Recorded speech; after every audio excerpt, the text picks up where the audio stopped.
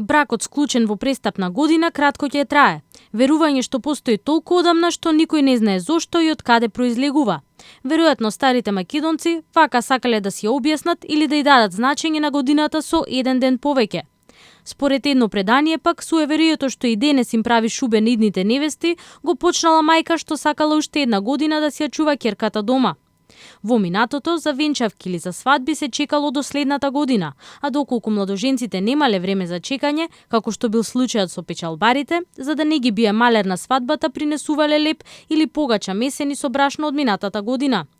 За црквата ова суеверие од секогаш било само тоа – суеверие. Отец Бобан од Македонската православна црква вели дека престапната година е таква само поради бројот на деновите. Ништо повеќе. И нема никакви импликации врз основа на црковниот или на духовниот живот. Сите работи се прават нормално како и во сите други години. Не треба да тоа е суеверен став кој што произлегува од суеверието на луѓето. Значи во престапната година и се венчава, и се крштева, и се прават сите работи кои што ги правиме нели и во годините што не се престапни.